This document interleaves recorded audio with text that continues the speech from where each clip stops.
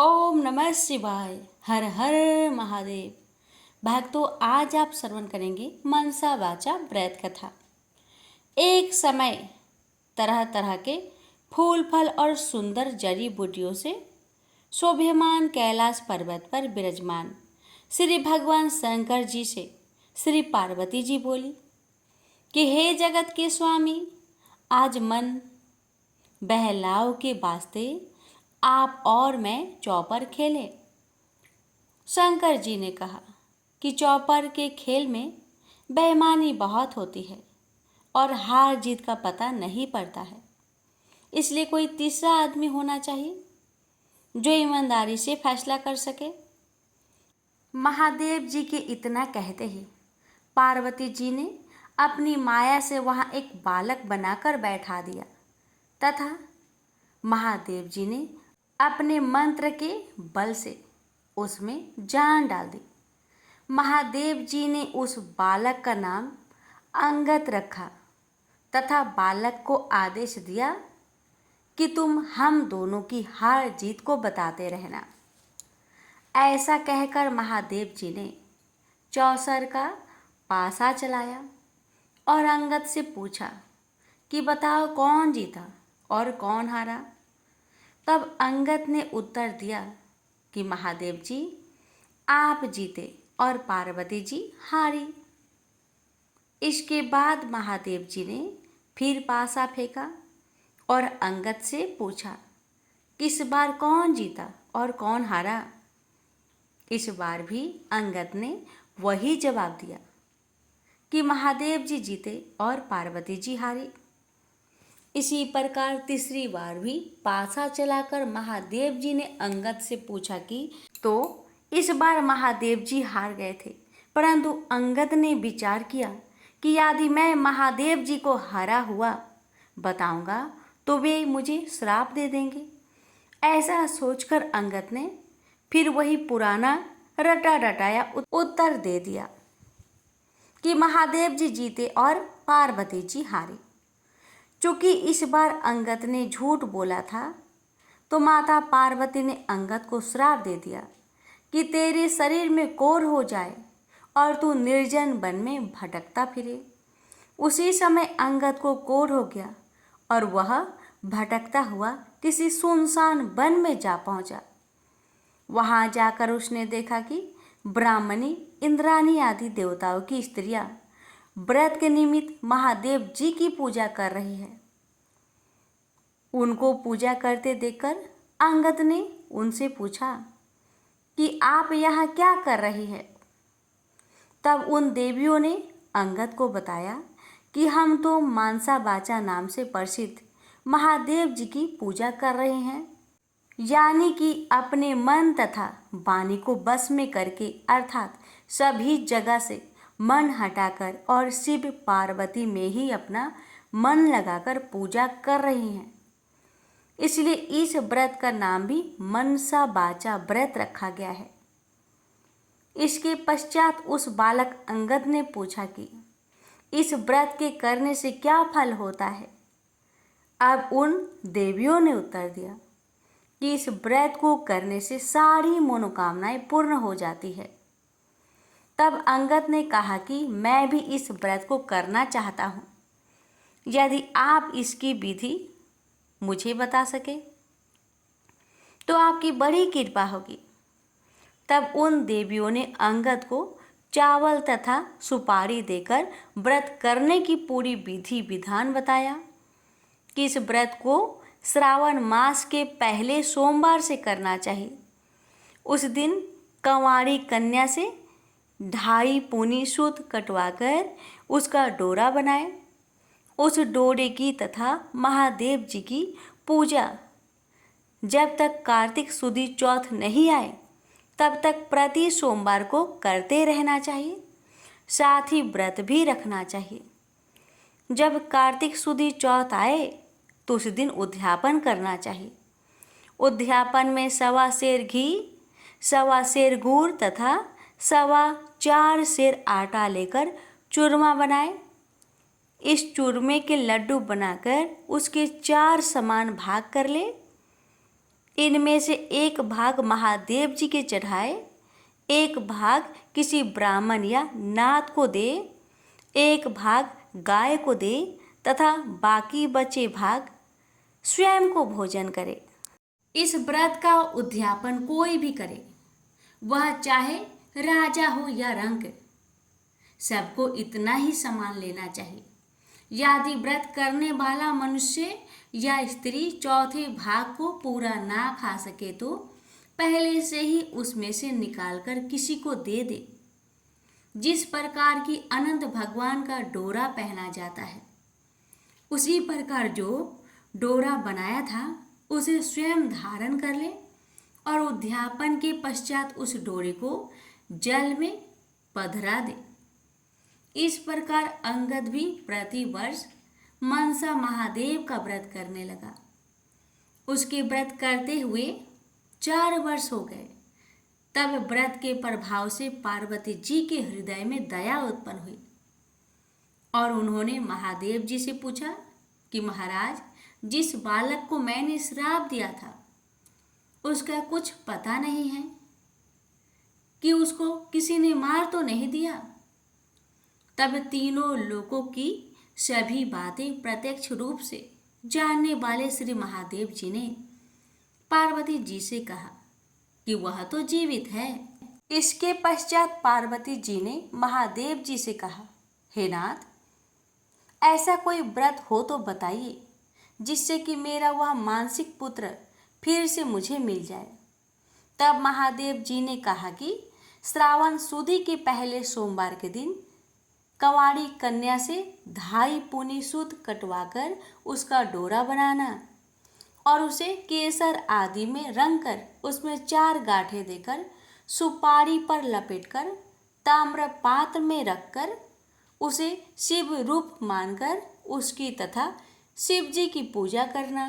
कार्तिक सुदी चौथ के दिन इस व्रत का उद्यापन करना, जिसमें 1.25 सेर घी, 1.25 सेर गुड़ और 4.25 सेर आटा लेकर उसका चूरमा बनाना तथा उस चूरमे के 4 भाग करना, जिनमें से एक भाग शिव जी की अर्पण करना, दूसरा भाग ब्राह्मण को देना, तीसरा भाग गाय को तथा चौथा भाग स्वयं भोजन के रूप में ग्रहण करना। सभी को इसी मात्रा में समान लेना चाहिए, न तो समान इससे अधिक होना चाहिए तथा न ही इससे कम। महादेव जी से यह विधि सुनकर पार्वती जी ने भी यह व्रत किया तथा व्रत के प्रभाव से अंगद कोढ़ रहित हो गया और वह अपनी माता के पास बिना बुलाए ही चला गया। उसे आता देखकर पार्वती जी प्रसन्न होकर हंसने लगी। तो अंगद ने पूछा कि हे मातेश्वरी, आप मुझे देखकर हंस क्यों रही हो? तब पार्वती जी ने कहा, हे पुत्र, मैं इस व्रत के प्रभाव को देखकर हंस रही थी। यह तुम्हारे पिताजी का बताया हुआ मनसा बाचा का व्रत है। यह व्रत मैंने किया, तभी तो तुम ठीक होकर मेरे पास आ गए हो। इस बात को सुनकर अंगद ने कहा कि हे माता, मैंने भी यह व्रत किया था, इसी से मेरा कोढ़ भी मिट गया। तब पार्वती जी ने कहा कि हे पुत्र, अब तेरी क्या इच्छा है वह बता। तब उस पुत्र ने कहा कि हे जगत जननी माँ, मुझे उज्जैन नगरी का राज्य करने की और वहाँ की राजकुमारी से ब्याह करने की इच्छा है। पुत्र के इतना कहते ही पार्वती जी ने उससे कहा कि जा, तुझे उज्जैन का राज्य मिल जाएगा, तू फिर से इस मांचा बाचा के व्रत को कर। इस प्रकार अंगद ने पुनः 4 वर्ष तक यह व्रत किया, तब उसे उज्जैनी का राज्य मिल गया। अब नारद जी राजा युधिष्ठिर से कह रहे हैं कि उसे राज्य किस प्रकार मिला, तो सुनो। उज्जैन के राजा रानी वृद्ध हो गए थे। उनके कोई पुत्र नहीं था, केवल एक राजकुमारी थी। इसलिए राजा रानी ने सोचा कि इस कन्या का विवाह किसी राजकुमार से करके उसको राज्य दे देंगे। ऐसा निश्चय कर उन्होंने एक स्वयंवर रचा, जिसमें कई देशों के राजकुमार आए। तब वहाँ के राजा ने एक हथिनी को श्रृंगार करा के पूजा करके हाथ जोड़कर कहा कि हे हथिनी, तुम देव स्वरूपा हो, तुम यह माला लो और जो भी इस राज्य को संभालने में सक्षम हो तथा राजकुमारी के लायक वर हो उसे यह माला पहना दो। किसी मामूली मनुष्य को यह माला मत पहना देना। पार्वती जी का पुत्र अंगद भी देवलोक से उज्जैन नगरी पहुंचा तो वह भी स्वयंवर देखने के लिए राजा के वहां चला गया। हथनी ने उसे देखकर उसके ही गले में माला डाल दी।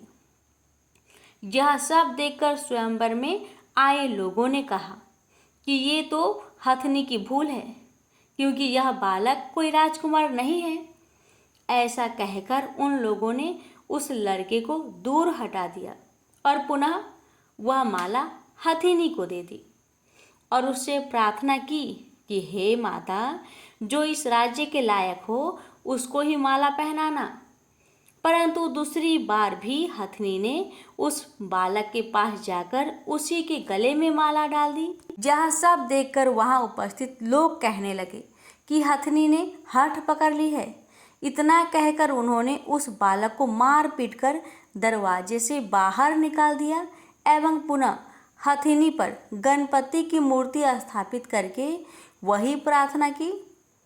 वह हथिनी देवरूपी थी, इसलिए वह दरवाजे के बाहर निकली और उस बालक को ढूंढकर तीसरी बार भी उसी के गले में माला डाल दी।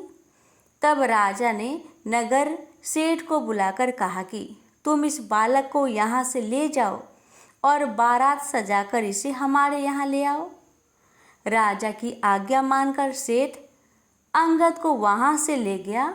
इतनी देर में राजा ने भी पंडित को बुलाकर लगन का दिन निश्चय करवाया और अपनी कन्या का विवाह उस बालक के साथ कर दिया। इतना ही नहीं, राजा ने अपने खर्चे के लिए थोड़े से गांव रखकर अपना सारा राज्य ही अपनी बेटी को कन्यादान में दे दिया। विवाह के पश्चात अंगद और राजकुमारी महल में गए। अब अंगद उज्जैन नगरी का राजा तथा राजकुमारी वहाँ की रानी बन चुकी थी। एक दिन रानी ने राजा से पूछा कि हे पतिदेव, आप अपनी जात और नाम तो बताइए। इस पर अंगद ने उत्तर दिया कि मेरा नाम अंगद है। भगवान महादेव मेरे पिता और पार्वती मेरी माता है। तब राजकुमारी ने कहा कि महाराज, इस बात को तो मृत्यु लोक के लोग मानेंगे नहीं, आप मुझे सत्य सत्य बताइए। तब अंगद ने अपनी जन्म की सारी कथा रानी को बताई कि किस तरह चौसर खेल में साक्षी बनने के लिए माता पार्वती ने अपनी माया से उसे बनाया था और महादेव जी ने अपने मंत्र बल से उसे सजीव रूप दिया। फिर पार्वती जी ने उसे श्राप दिया और इंद्राणी आदि देवियों ने उसे मनसा वाचा व्रत बताया, जिसको 4 वर्ष तक करने के फलस्वरूप वह अपने माता पिता के पास वापस पहुंचा। उसे पार्वती जी ने गले लगाया और कहा कि अब तुम्हारी क्या इच्छा है। तब उसने अपनी माता से कहा कि उसे उज्जैनी के राजा बनने की इच्छा है। तब पार्वती जी के कहने पर उसने फिर से 4 वर्ष तक मनसा वाचा नाम से प्रसिद्ध अपने पिता शिव जी का व्रत किया तथा इसी व्रत के प्रभाव से आज उसे उज्जैन के राज्य और उसके जैसी रानी मिली। इतना सुनकर रानी ने कहा कि हे महाराज, मैं तो पुत्र, धन तथा राज्य का सुख चाहती हूँ। तब अंगद ने अपनी रानी को वही मनसा वाचा का शिव जी का व्रत बता दिया और कहा कि बिना मेरे वह गर्भवास के तेरे पुत्र होगा। ऐसा कहकर अंगद जी पुनः कैलाश चले गए। पति की आज्ञा अनुसार राजकुमारी ने 4 वर्षों तक महादेव जी का यह उत्तम व्रत किया। इससे महादेव जी प्रसन्न हो गए। एक दिन रानी ने अपने दासी से कहा कि जा ऊपर जाकर जल की झाड़ी ले आ, मैं दातून करूँगी। दासी ऊपर गई तो वहां जाकर क्या देखती है कि सोने की पालकी में एक छोटा सा सुंदर बालक सो रहा है और मुख में अंगूठा चूस रहा है। दासी ने रानी को जाकर जब यह बात बताई तो रानी ने तुरंत जाकर बालक को अपनी गोद में उठा लिया और भगवान शंकर जी से प्रार्थना की कि हे प्रभु, यदि आपने मुझे यह बालक दिया है तो मेरे स्तनों में से दूध की धारा भी निकलनी चाहिए। रानी के इतना कहते ही उसके स्तनों में दूध आ गया। इस प्रकार वह बालक बड़ा होने लगा। रानी ने उस बालक का नाम फूलकवर रखा। एक दिन फूलकवर ने अपनी माँ से पूछा कि हे माँ, मेरे पिता कौन हैं और उनका क्या नाम है? तब रानी ने अपने पुत्र से कहा कि तेरे पिता तो अंगद जी है और महादेव जी, पार्वती जी तेरे दादा दादी हैं। तब फूलकवर ने अपनी माता से कहा कि इस बात को तो मृत्यु लोक में कोई नहीं मानेगा। इस पर रानी ने फूलकवर को वही सारी कथा सुनाई जो अंगद जी ने रानी को सुनाई थी और यह भी बताया कि किस तरह से उसका विवाह अंगद जी के साथ हुआ था। परंतु चूंकि अंगद जी की मृत्यु लोक में रहने की अवधि कुछ ही दिन की थी, इसलिए वे तो अपने माता पिता के पास कैलाश चले गए। परंतु उनके बताए हुए व्रत को 4 वर्ष तक करने के पश्चात बिना गर्भवास के ही उसके रानी के पुत्र के रूप में जन्म लिया है। इतना कहकर रानी बोली, अब तुम बताओ कि तुम्हारी क्या इच्छा है? माता के वचन को सुनकर पुत्र ने कहा कि हे माता, मेरी इच्छा चेदी राजा की कन्या से विवाह करने की है, क्योंकि मैंने उसकी प्रशंसा सुनी है। तब रानी ने फूलकवर से कहा कि हे पुत्र, तू भी मनसा वाचा का व्रत कर। इस व्रत के करने वाले के लिए कुछ भी दुर्लभ नहीं है। अब फूलकवर ने भी 4 वर्ष तक व्रत किया। इससे भगवान महादेव प्रसन्न हुए और उन्होंने चेदी राजा को स्वप्न में आदेश दिया कि मेरे कहने से तू अपनी राजकुमारी का विवाह उज्जैन के राजकुमार फूलकवर से कर दे। चेदी राजा ने भगवान शिव जी का कहा मानकर अपनी कन्या का विवाह उज्जैन के राजकुमार से कर दिया। अब वह राजा हो गया। एक दिन वह शिकार खेलने वन में गया। वहाँ उसके कोई शिकार हाथ नहीं आया और वह भूख प्यास से व्याकुल होकर एक बाग में जाकर आराम करने लगा। इतने में देवयोग से कोई ब्राह्मण वहाँ आ पहुँचा और उसने राजा को श्रीधरी पंचांग सुनाया कि आज कार्तिक सुदी चौथ है, जो आज मनसा वाचा के व्रत का उद्यापन करने का दिन है। इतना सुनते ही राजा ने ब्राह्मण से कहा कि महाराज, मुझसे तो भूल हो गई, आप हमें अब पूजन करा दे। ब्राह्मण ने पूजा के लिए शहर में रानी को खबर भेजी कि राजा साहब शिकार के लिए यहाँ वन में ठहरे हुए हैं और चूंकि आज कार्तिक सुदी चौथ का उद्यापन करना है, इसलिए 4.25 सेर आटा, 1.25 सेर घी, 1.25 सेर गुड़ का चूरमा बनवा कर मंगवाया है। इस पर रानी ने सोचा कि फौज के कई आदमी भी राजा जी के साथ है, इसलिए इतने से चूरमे से क्या होगा। इसलिए रानी ने गाड़ी भरकर चूरमा भेज दिया, जो कि नियम विरुद्ध था। इतना अधिक प्रसाद होने से महादेव जी क्रोध हो गए और उन्होंने कोप करके राजा को स्वप्न में कहा कि तुम अपनी रानी को निकाल दो, नहीं तो मैं तुम्हारा सारा राज्य नष्ट कर दूंगा। राजा ने परमान के अनुसार दोबारा चूरमा बनवाकर व्रत पूरा किया। महादेव जी के कथन के अनुसार राजा ने रानी को महल से निकलवा दिया। रानी किले से रवाना होकर कुछ दूर चली ही थी कि उन्हें राजा के दीवान मिले। दीवान जी ने रानी से पूछा कि रानी साहिबा, आप कहाँ पधार रही हो? तब रानी ने पूरी बात बता दी। तब दीवान जी ने कहा कि मैं राजा जी को समझाकर राजी कर लूँगा, तब तक आप मेरी हवेली में पधारे। परंतु जैसे ही रानी दीवान जी की हवेली में पहुंची कि दीवान अंधा हो गया। तब दीवान ने हाथ जोड़कर कहा कि रानी जी आप यहाँ से पधारो। रानी वहाँ से रवाना होकर आगे बढ़ी तो उन्हें नगर सेठ मिल गया। उसने भी यही कहा कि वह राजा साहेब को 1-2 दिन में मना लेंगे, तब तक आप हमारे घर पर ही विराजे। रानी नगर सेठ के घर गई तो सेठ की हड्डियां चलने से बंद हो गई और कई उपद्रव होने लगे। अब सेठ ने भी हाथ जोड़कर कहा कि रानी जी आप यहाँ से पधारे। रानी वहाँ से आगे गई तो उसे राजा जी का कुम्हार मिला। कुम्हार को रानी पर दया आ गई। वह रानी को अपने घर ले गया, पर जैसे ही कुम्हार के घर पर रानी पहुंची ही कि उसका नियाव फूट गया, जिससे सारे बर्तन फूट गए और कुम्हार भी अंधा हो गया। तब कुम्हार ने भी रानी से उसके घर से निकल जाने की प्रार्थना की। आगे जाने पर एक माली मिला और माली ने रानी से पूछा कि आप कहाँ पधार रही हो। तो रानी ने कहा कि राजा साहेब ने मुझे देश निकाला दिया है। इस पर माली को रानी पर दया आ गई और वह रानी को अपने बाग में ले गया और उसने रानी से कहा कि जब तक राजा जी का क्रोध मिटे तब तक आप यहाँ बाग में ही रहो।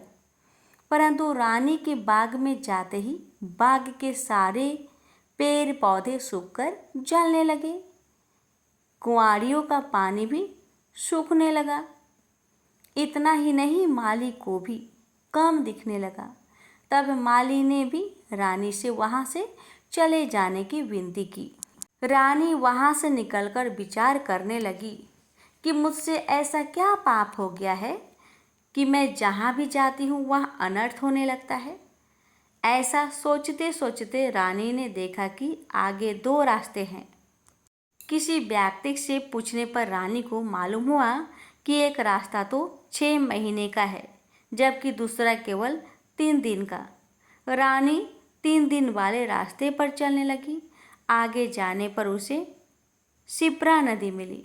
रानी ने दुख के मारे उसमें कूदकर आत्महत्या करनी चाहिए, परंतु जैसे ही वह नदी में कूदी तो नदी सूख गई।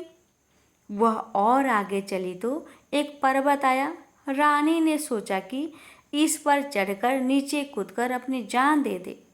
यह सोचकर वह पर्वत पर चढ़ी और जैसे ही नीचे कूदने लगी कि पर्वत जमीन के बराबर हो गया। आगे जाने पर रानी को एक सिंह दिखाई दिया। इस पर रानी ने सोचा कि इस सिंह यानी शेर को मैं अगर छेड़ूं तो शायद यह मुझे खा जाए। यह सोचकर उसने सिंह पर हाथ फेरा तो सिंह पत्थर का हो गया। आगे जाने पर रानी को बड़ा भारी अजगर सांप दिखाई दिया। इस पर रानी ने मरने के लिए उस बड़े सांप को छेड़ा तो सांप रस्सी बन गया। अब रानी थक हार कर और आगे चली तो क्या देखती है कि वहाँ एक बड़ा भारी पीपल का वृक्ष है। उसी वृक्ष के पास एक सुंदर कुआं और एक मंदिर बना हुआ है। वह मंदिर में जाकर मुंह ढककर बैठ गई और ओम नमः शिवाय मंत्र का जाप करने लगी। किस्मत से उस दिन कार्तिक सुदी चौथ का दिन था।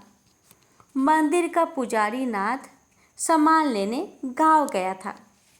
वहां उसको एक कुत्ते ने काट लिया। तब पुजारी नाथ ने विचार किया कि हमारे आश्रम में ऐसा कौन पापी आ पहुंचा है जिसके कारण यह उत्पात हो गया है। मंदिर जाकर नाथ ने एक स्त्री को बैठा हुआ देखा तो कहने लगा, आज यहाँ कोई डाकन या भूतनी आ गई है। तब रानी ने विनयपूर्वक कहा कि महाराज, मैं ना तो डाकन हूँ और ना ही भूतनी, मैं तो मानवी हूँ। आकाश की घेरी और जमीन की झेली हुई एक दुखी स्त्री। यदि आप मुझे धर्म की बेटी बनाओ तो मैं आपको अपना सारा भेद कहूँ। नाथ ने यह स्वीकार कर लिया तो रानी ने अपना सारा भेद कह दिया। अब वह वहाँ से जाने लगी तो चल नहीं सकी। तब पुजारी नाथ ने उद्यापन का एक लड्डू उसे खाने को दे दिया। लड्डू को हाथ में देखते ही रानी को व्रत याद आ गया। नाथ ने भी बता दिया कि आज कार्तिक सुदी चौथ है और यह मनसा बाचा के व्रत का प्रसाद है। इसका नियम है कि राजा हो तो भी अधिक प्रसाद ना बनाए और गरीब हो तो भी कम ना बनाए। यह एक भाग का लड्डू है। तब रानी के समझ में आ गया कि उसने प्रसाद का चूरमा ज़्यादा भेजा था, इससे महादेव जी उससे क्रोध हो गए हैं। ऐसा विचार कर रानी ने पुजारी नाथ से प्रार्थना की कि हे महाराज, इस व्रत को अब मैं भी करना चाहती हूँ। तब नाथ ने कहा कि श्रावण सुदी चौथ आ रही है, इस दिन से तुम व्रत शुरू करो। फिर नाथ जी ने कंवारी कन्या से पूनी कतवाकर उसका डोरा बना दिया।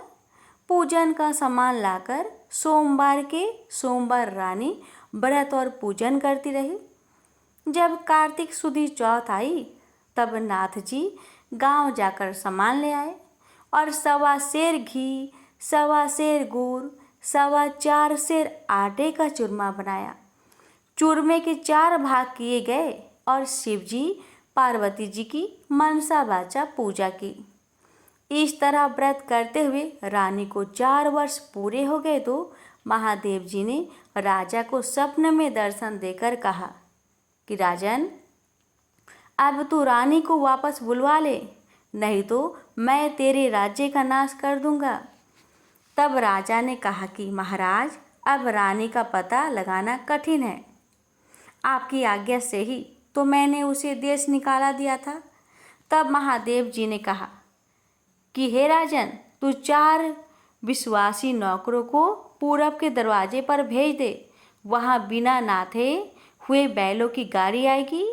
वह गाड़ी वही जाकर ठहरेगी जहाँ पर तुम्हारी रानी है। प्रातःकाल होते ही राजा ने अपने 4 विश्वास पात्र आदमी पूरब की ओर भेज दिए। आगे बिना नथे हुए बैलों की गाड़ी आई और वे चारों उसमें बैठ गए और वे उसी मंदिर पर पहुंच गए जहां पर रानी थी। रानी को पहचान कर सेवकों ने कहा कि हे रानी जी, अब आप पधारिए, राजा साहब ने आपको बुलाया है और इसी कार्य के लिए हमको यहाँ भेजा है। तब रानी ने नाथ जी को कहा कि मैं आपकी धर्म की बेटी हूँ, इसलिए आप मुझे सीख देकर भेजिए। तब नाथ जी ने मिट्टी के हाथी घोड़ा हुआ पालकी बनाकर मंत्र के छींटे दिए, जिससे वे सच्चे हाथी घोड़ा पालकी बन गए।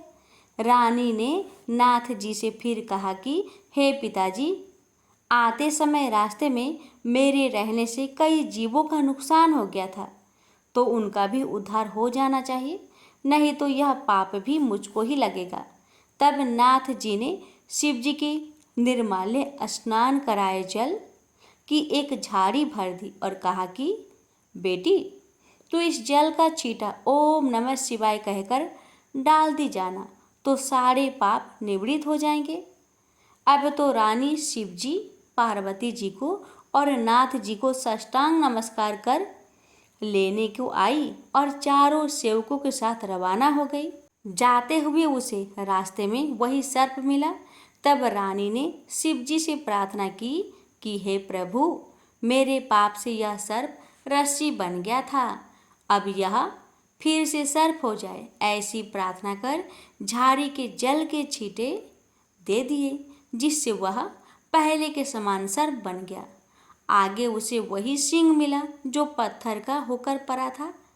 उसके भी रानी ने झाड़ी के जल के छींटे दिए तो वह जीवित होकर जंगल में भाग गया।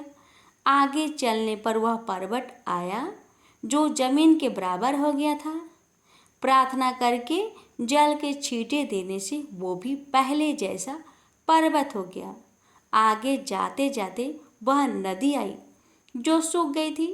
रानी ने शिव जी का ध्यान कर जल के छींटे दिए, जिससे वह भी गहरे तथा स्वच्छ जल वाला नदी फिर से हो गया। अब रानी जी ने पालकी, हाथी, घोड़े तो किले में भेज दिए और वह खुद उसी बाग में गई जो पहले सूख गया था। बागवान ने कहा कि रानी जी, आप फिर क्यों आ रही हो? पहले ही आपके आने से यह बाग उजड़ गया था। पर रानी के समझाने पर माली ने फाटक खोला। रानी के बाग में जाकर शिव जी का ध्यान कर झाड़ी के जल के छींटे दिए, जिससे वह पहले से भी अच्छा हरा भरा बगीचा हो गया। वहाँ कई कोयल बोलने लगी, नाना प्रकार के फल फूल दिखाई देने लगे और कुओं में लबालब जल भर गया। फिर रानी जी उसी कुम्हार के घर गई तो कुम्हार की आंखें खुल गई और जल के छींटे देने से न्याव के बर्तन सोने चांदी के बन गए। कुम्हार ने कहा कि रानी जी, ये सोने के बर्तन हमारे पास कौन रहने देगा? तब रानी जी ने कहा कि इसमें से 4 बर्तन राजा को भेंट कर देना। इसी प्रकार रानी नगर सेठ के घर गई तो उसकी हड्डियां सिरकने लगी और उसे व्यापार में लाभ होने लगा। तब नगर सेठ ने कहा कि अन्नदाता जी, आपके पधारने से हमारी यह रिद्धि सिद्धि हुई है। इस खुशी में मैं सारी नगरी को जिमाना चाहता हूँ। सारी नगरी में ढिंढोरा पिटवा दिया गया कि कल किसी के घर में धुआं ना निकले। यदि किसी ने चूल्हा जलाया तो वह दंड का भागीदार होगा। आगे जैसे ही रानी दीवान जी के यहाँ पहुँची तो दीवान जी की आंखें खुल गई। सब आनंद हो गया। अब रानी साहिबा अपने किले में पधारी। राजा जी ने उनका अच्छा स्वागत किया। नगर सेठ ने सारे नगर को जिमाया और किले में जाकर रानी जी से अर्ज की कि अन्नदाता जी, अब आप भी पधार कर भोजन ग्रहण कीजिए। इस पर रानी ने कहा कि मेरे तो आज कार्तिक सुदी चौथ का उजिरना है, जो किसी भूखे आदमी को जिमाकर जिमूंगी। सारे नगर के लोग तो नगर सेठ के यहाँ जिम आए। नगर में अब कोई भी भूखा व्यक्ति नहीं मिला। ढूंढते ढूंढते रानी के सेवक धोबी घाट पहुँचे तो वहाँ पर एक अंधी बहरी कोढ़ीन धोबन परी मिली। रानी जी की आज्ञा से उसे महल में बुलाया गया। रानी जी ने उसे स्नान करवाया। स्नान कराते ही उसका सारा कोढ़ मिट गया और कथा सुनाते ही उसके लिए स्वर्ग से विमान आ गया। बूढ़ी धोबन की कथा सुनने व प्रसाद लेने मात्र से ही वह सदा के लिए बैकुंठ चली गई। राजा रानी भी हर साल मनसा बाचा का व्रत करते रहे। वे संसार के सब प्रकार के सुखों को भोगते रहे और पुत्र को राजगद्दी देकर अंतकाल में शिवलोक में गए। इस प्रकार मनसा बाचा भगवान शिव जी पार्वती जी के व्रत करने की भारी महिमा है। श्रावण सुदी सोम से कार्तिक सुदी चौथ तक का यह व्रत सब मनोवांछित फल को देने वाला है। इस मनसा बाचा के व्रत को करने वाले मनुष्य की सभी कामनाएं शिव जी महाराज पूर्ण कर देते हैं।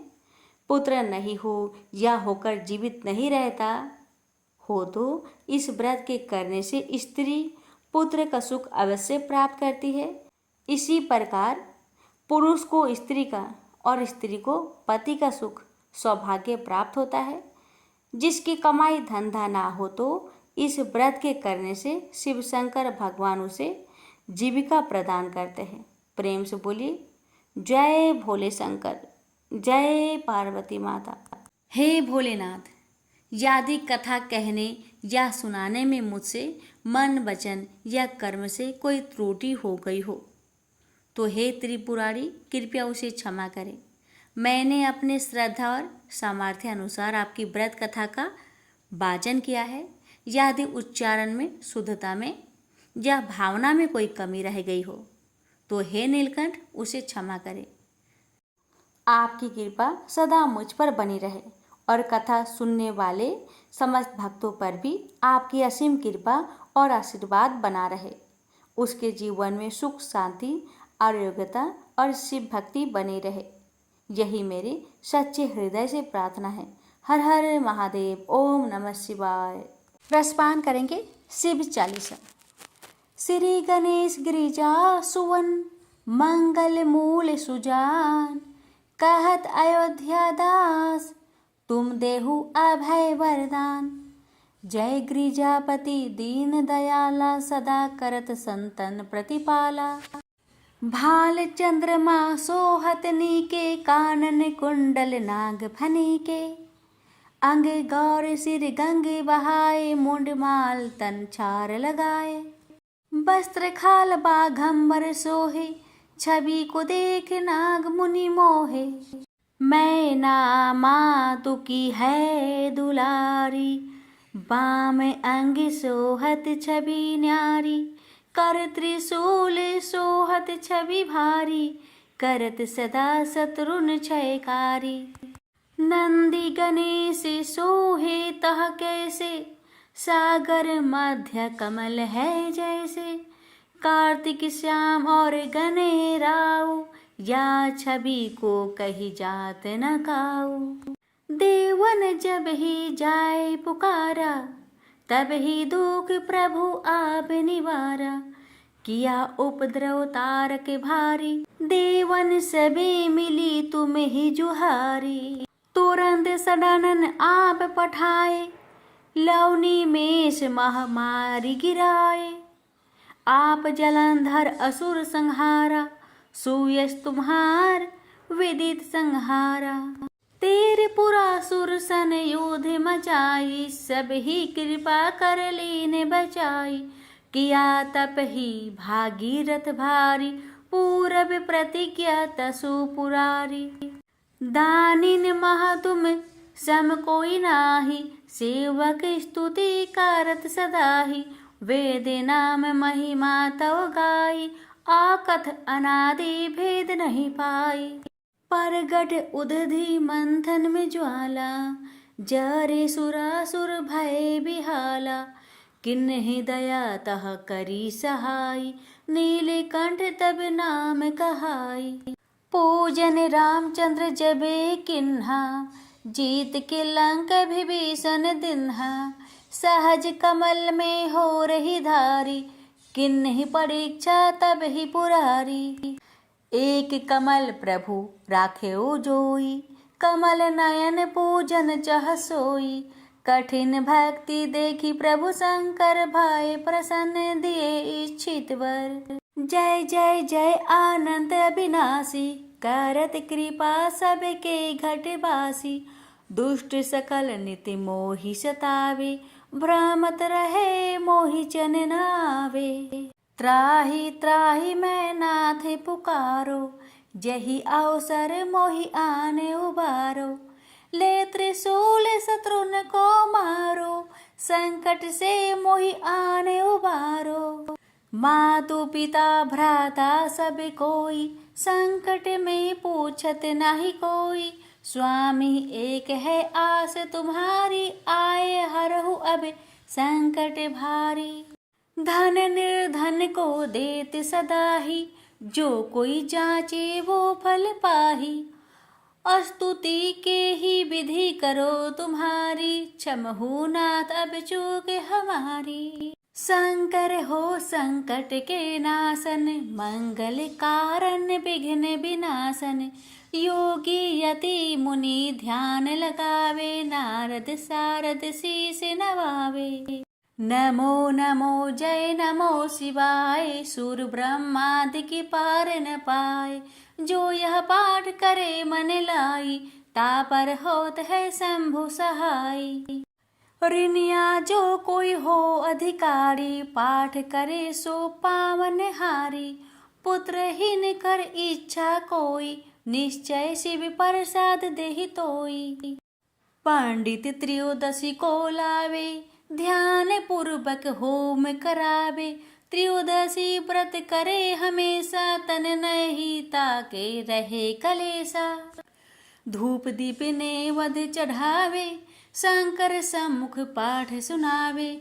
जन्म जन्म के पाप नसावे, अंतवास शिवपुर में जावे। कहे अयोध्या आस तुम्हारी, जानी सकल दुख हरहु हमारी। नित नेम कर प्रताही, पाठ करो चालीसा। तुम मेरी मनोकामना पूर्ण करो जगदीश। मंगसर छठी हेमंत ऋतु संगवत 64 जान। स्तुति चालीसा शिव ही पूर्ण कीन कल्याण। ओम नमः शिवाय। हर हर महादेव। जय भोलेनाथ। शिव जी की आरती। ओम जय शिव ओंकारा, स्वामी जय शिव ओंकारा। ब्रह्मा विष्णु सदा शिव अर्धांगी धारा। ओम जय शिव ओंकारा, स्वामी जय शिव ओंकारा। एकानन चतुरानन पंचानन राजे, हंसानन गरुरासन वृषवाहन साजे। ओम जय शिव ओंकारा, स्वामी जय शिव ओंकारा। दो भुज चार चतुर्भुज 10 भुज अति सोहे। त्रिगुण रूप निरखते त्रिभुवन जन मोहे। अच्छी माला बने माला मुंड माला धारी। त्रिपुरारी कंसारी करे माला धारी। श्वेतांबर पीतांबर बाघंबर अंगे। सनकादिकी गरुणादिकी भूतादिकी संगे। कर के माध्य का मंडलु चक्र त्रिशूली धारी। सुखकारी दुखहारी जगपालनकारी। ब्रह्मा विष्णु सदा शिव जानत अविवेका। मधु के टप दो मारे सुर भय ही न करे। लक्ष्मी व सावित्री पार्वती संगा। पार्वती अर्धांगी शिव लहरी गंगा। पर्वत सोहे पार्वती शंकर कैलासा। भांग धतुर का भोजन भस्मी में बासा। जटा में गंग बहत है गल मुंडन माला। शेष नाग लिपटावत ओढ़त मृगी छाला। काशी में विराजे विश्वनाथ नंदी ब्रह्मचारी। नीत उठ दर्शन पावत महिमाति भारी। त्रिगुण स्वामी जी की आरती जो कोई नरे गावे। कहत शिवानंद स्वामी मनवांछित फल पावे। ओम नमः शिवाय। हर हर महादेव। माता पार्वती की जय।